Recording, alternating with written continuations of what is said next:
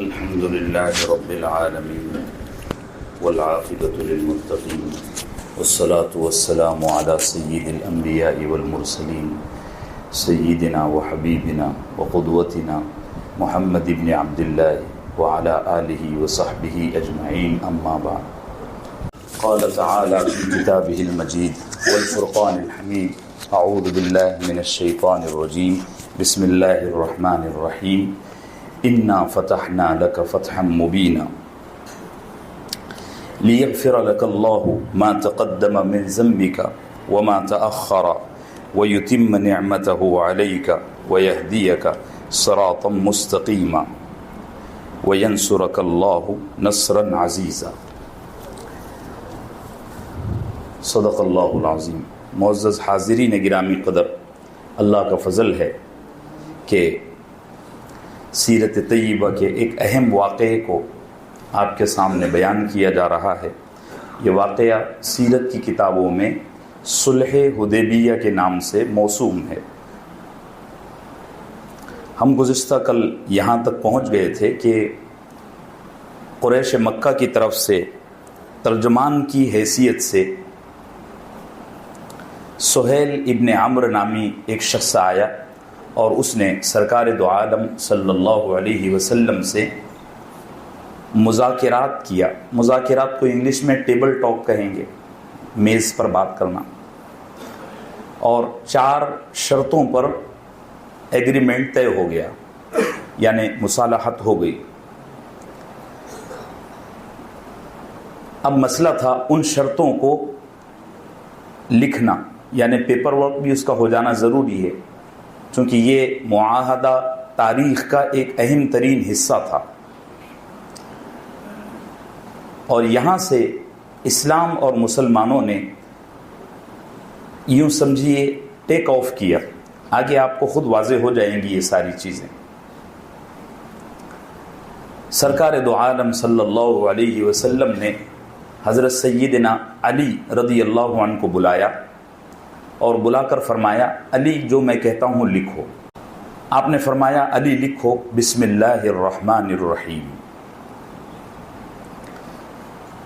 تو حضرت سیدنا علی لکھنے لگے تو سہیل کہنے لگا کہ بِاسْمِكَ اللہم لکھا جائے، اس لیے کہ الرحمن اور الرحیم یہ کون ہے ہم نہیں جانتے اور ہم نہیں مانتے.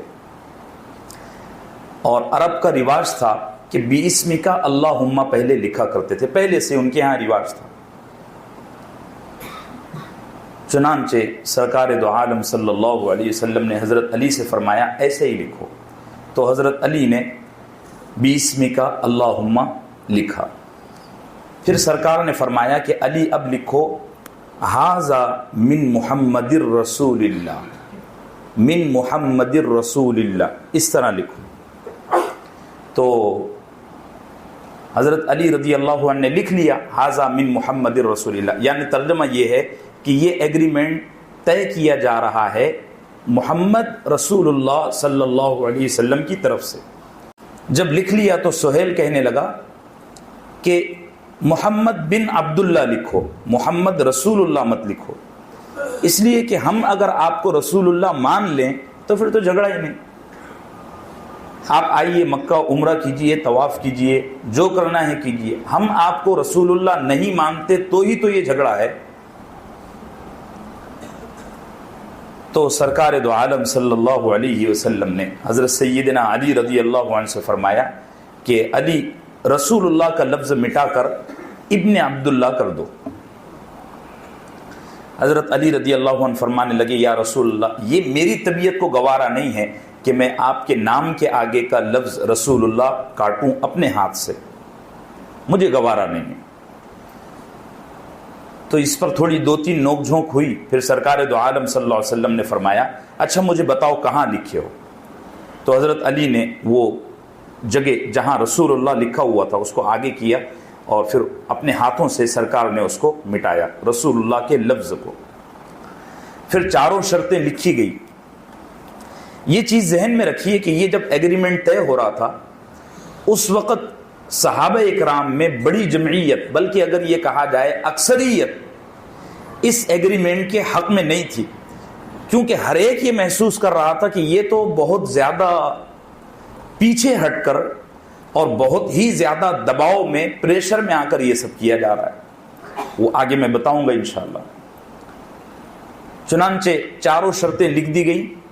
پہلی شرط لکھی گئی کہ اس سال آپ عمرہ کیے بغیر واپس جائیں گے، یہ پہلی شرط تھی، ٹھیک ہے۔ دوسری شرط لکھنا شروع ہوئی تو سہیل کا بیٹا سیدنا ابو جندل جو مسلمان ہو چکے تھے، اور سہیل ان کو زنجیروں میں جکڑ کر گھر میں باندھ کر آیا تھا، لیکن وہ کسی طرح بیچارے زنجیر توڑوا کے، حالانکہ ان کا بدن زنجیروں سے جکڑا ہوا تھا، رکھڑتے گھسیٹتے پلنٹیاں مارتے ہوئے اور پہاڑ کے اوپر سے نیچے گرتے ہوئے کسی طرح یہاں آئے اور زور سے چلایا کہ او مسلمانوں میری مدد کرو۔ تو سرکار دو عالم صلی اللہ علیہ وسلم نے فرمایا ابو جندل آ جاؤ۔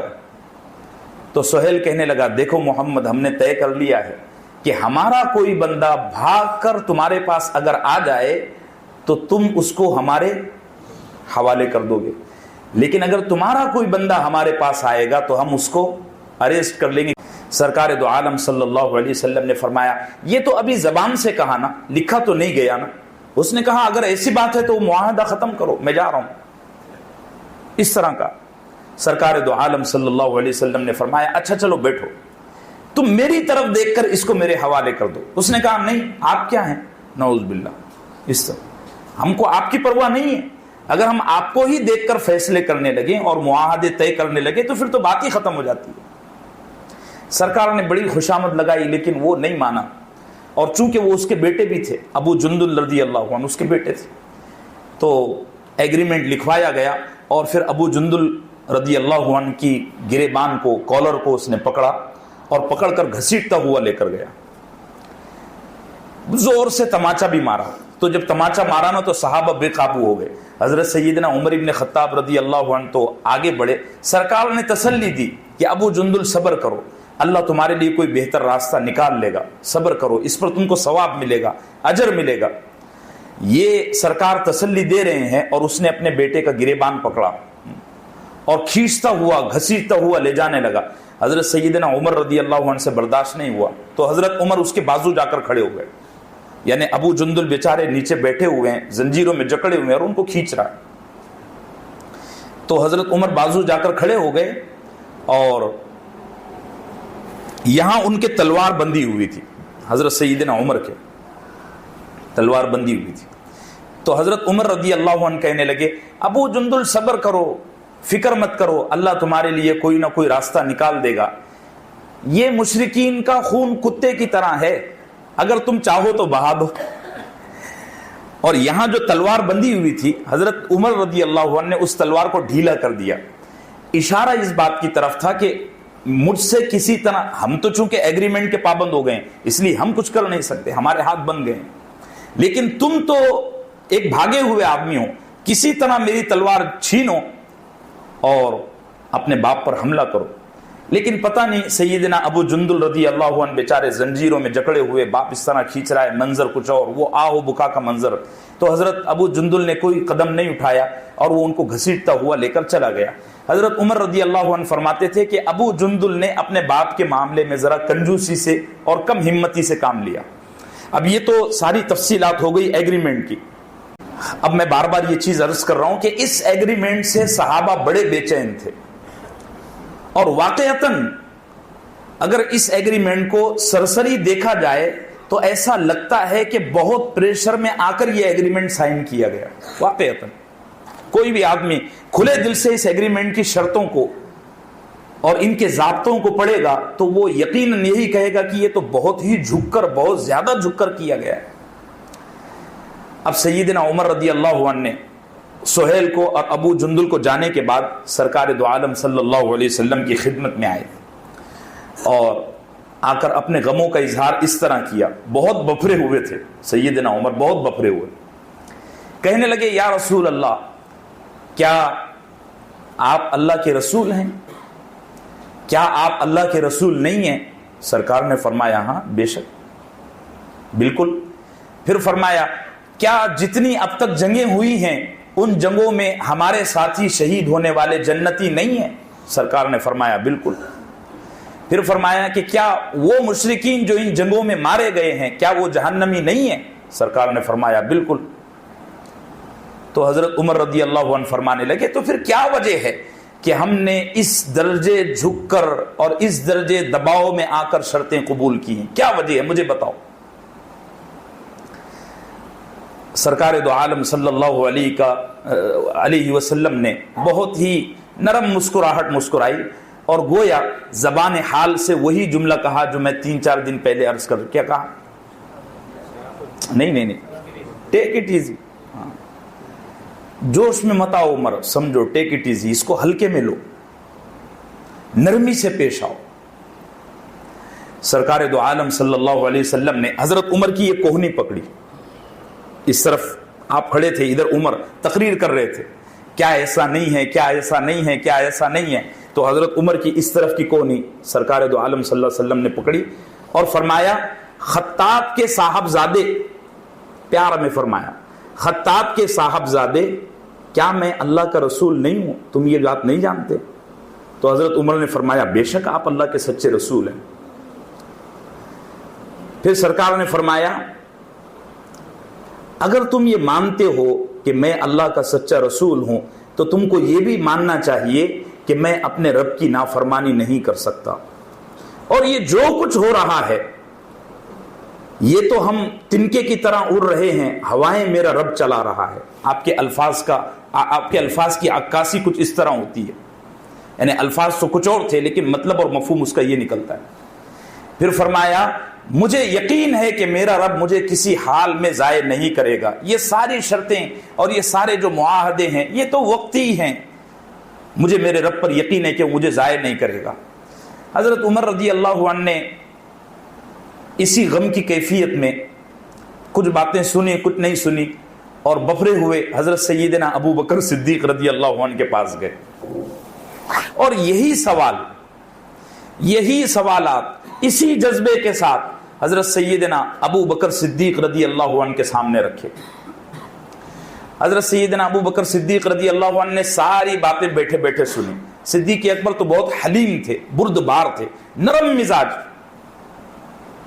ساری باتیں غور سے سنی اور مسکراتے رہے. سب کو پتا تھا عمر گرجنے والا آدمی ہے، اللہ ان کے درجات بلند فرمائے. جب ساری تقریر ہو گئی نا تو پھر حضرت سیدنا ابو بکر صدیق رضی اللہ عنہ نے فرمایا عمر نبی کے نقش قدم پر چلنے میں تو کامیابی ہے ہی، میں تو سمجھتا ہوں کہ نبی جس گھوڑے پر سوار ہے اس کی رکاب کو، یعنی جہاں نبی کے گھوڑے کے رکاب ہیں، رکاب و پائدان، اس کو پکڑ لینے میں بھی دونوں جہاں کی کامیابی ہے. کچھ مت بولو، تماشا دیکھو، جو ہو رہا ہے جو میرے رب نے اور اس کے رسول نے کیا ہے اس پر من وعن عمل کرو، کچھ مت بولو. لیکن حضرت سیدنا عمر ابن خطاب رضی اللہ عنہ مسلسل بے چینی کا مظاہرہ کر رہے تھے، مسلسل بے چینی کا. اسی حالت میں شام ہو گئی. اب یہ دن ڈھلتا جا رہا ہے اور اب رسول اللہ صلی اللہ علیہ وسلم نے سوچا کہ واپس بھی جانا ہے، چونکہ اب عمرہ تو کینسل ہو گیا، یہ تو قصہ ختم ہو گیا نا، مکہ تو جا نہیں سکتے. تو سرکار دو عالم صلی اللہ علیہ وسلم نے صحابہ سے فرمایا کہ اٹھو، اپنا سر منڈاؤ اور جو جانور ساتھ میں لائے ہو ان کو ذبح کرو.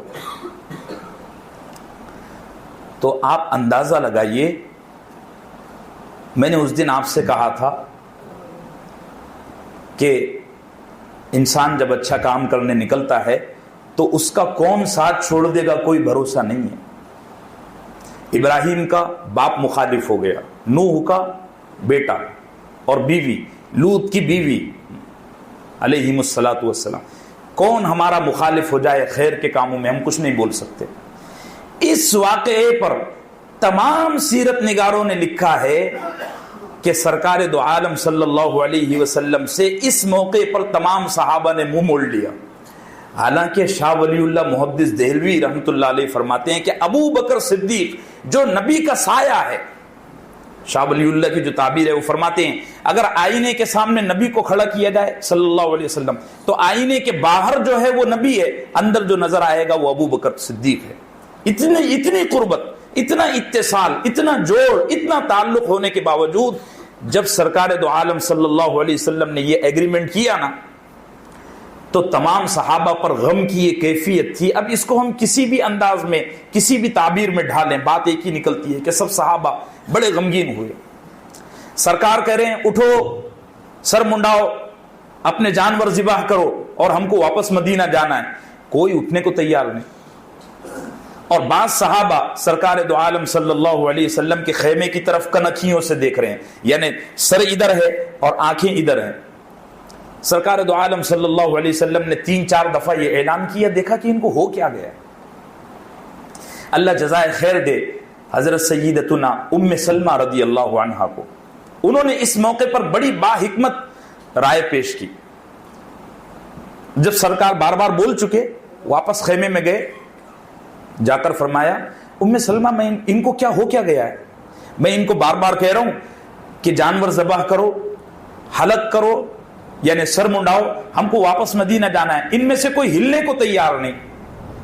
حضرت ام سلمہ رضی اللہ عنہا فرمانے لگی کہ ان کی فکر چھوڑو, آپ اپنا سر منڈاؤ, اپنے حجام کو بلا کر اور اپنے جانور کو ذبح کرو, دیکھو تھوڑی دیر کے بعد وہ خود ہی راضی ہو جائیں گے. اور یہ ہوا. سرکار دو عالم صلی اللہ علیہ وسلم اپنے خیمے سے باہر نکلے اور اپنے حجام کو بلوایا اور سر منڈایا. اب صحابہ کنکھیوں سے دیکھ رہے ہیں. پھر سرکار گئے, اپنے جانور کو اپنے ہاتھ سے ذبح فرمایا اور یہ سارا کام کر کر خاموشی سے اپنے خیمے میں آ کر بیٹھ گئے. تھوڑی دیر کے بعد, یعنی چند گھنٹے گزرنے کے بعد, صحابہ نے دیکھا کہ اب اپنے پاس کوئی آپشن نہیں ہے. جب نبی نے حلق کرا لیا ہے, اگر بالفرض ہم مکہ پہنچتے بھی ہیں تو ان کے بغیر, یعنی یہ جو مخالفت اور یہ جو اختلاف تھا نا, یہ اختلاف محبت والا اختلاف تھا. وہ میں کہتا ہوں نا, ناز میں یہ ہو جاتی ہے چیزیں. جب قرب انتہا کو پہنچ جاتا ہے نا اور حسن عروج پر پہنچ جاتا ہے نا تو پھر وہ نخرے آ جاتے ہیں صحابہ اکرام کی. یہ میرے پاس الفاظ نہیں ہے بتانے کے لیے یہ کیفیت. اب صحابہ نے دیکھا کہ انہوں نے تو اپنا جانور بھی ذبح فرما لیا ہے اور اپنا حلق بھی کروا لیا ہے, اب ہمارے لیے بھی کوئی آپشن نہیں ہے. اگر ہم مکہ جاتے بھی ہیں تو ان کے بغیر طواف کر کے اور بیت اللہ کی زیارت کر کے فائدہ بھی کیا ہے, وہ لذت ہی کہاں ہے.